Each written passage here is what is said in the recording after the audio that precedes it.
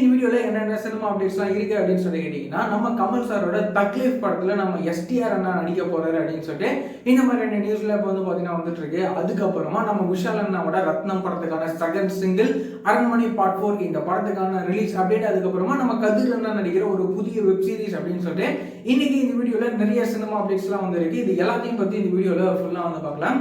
நம்ம டைரக்டர் மணிரத்னம் சாரோட டைரக்ஷன்ல நம்ம கமல் சாரோட நடிப்புல உருவாக்குற படம் தான் வந்து தக்லீஃப். இப்போ ரீசெண்டாலாம் வந்து நியூஸ்ல வந்து கிடைச்சிருந்தது என்ன அப்படின்னா, இந்த தக்லீஃப் படத்துல நம்ம ஜெயம் ரவி அண்ணாவும் நம்ம துல்கர் அண்ணா இவங்கெல்லாம் வந்து இந்த தக்லீஃப் படத்துல வந்து நடிக்கிறதா இருந்தது இல்ல.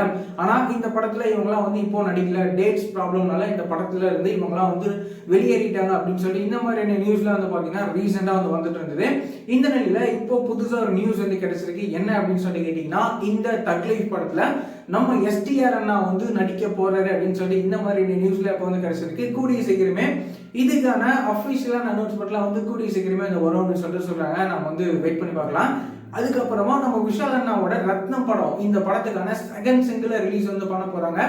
என்னைக்கு அப்படின்னு சொல்லி கேட்டீங்கன்னா, வர மார்ச் 29 வர வெள்ளிக்கிழமை மதியானம் 12 மணிக்கு இந்த ரத்னம் படத்துக்கான செகண்ட் சிங்கிள் ரிலீஸ் வந்து பண்ண போறாங்க. இந்த படத்துக்கான செகண்ட் சிங்கிள் நம்ம டிஎஸ்பியோட மியூசிக்ல இந்த பாட்டு எப்படி இருக்க போகுது அப்படின்னு சொல்லி நம்ம வந்து வெயிட் பண்ணி பார்க்கலாம். அதுக்கப்புறமா வந்து பாத்தீங்கன்னா அரண்மனை 4 படம் இருக்குல்ல, இந்த படத்துக்கான ரிலீஸ் அப்டேட்கான ஒரு சின்ன அப்டேட் வந்து கிடைச்சிருக்கு. என்ன அப்படின்னா, இந்த அரண்மனை பார்ட் 4 இந்த படத்தை வந்து வர ஏப்ரல் மாசத்துல இந்த படத்தை ரிலீஸ் வந்து பண்ற மாதிரி பிளான்லாம் வந்து இருக்கு அப்படின்னு சொல்லிட்டு இந்த நியூஸ்ல இப்போ வந்து பாத்தீங்கன்னா கிடைச்சிருக்கு. ஏப்ரல்ல எக்ஸாக்டா எந்த டேட்ல இந்த அரண்மனை பார்ட் 4 படத்தை ரிலீஸ் வந்து பண்ண போறாங்க அப்படின்னு சொல்லிட்டு நம்ம வந்து வெயிட் பண்ணி பார்க்கலாம். இந்த படத்தை நம்ம சுந்தர்சி சார் அவரே டைரக்ட் பண்ணி அவரே லீட் ரோல் நடிக்கிறாரு.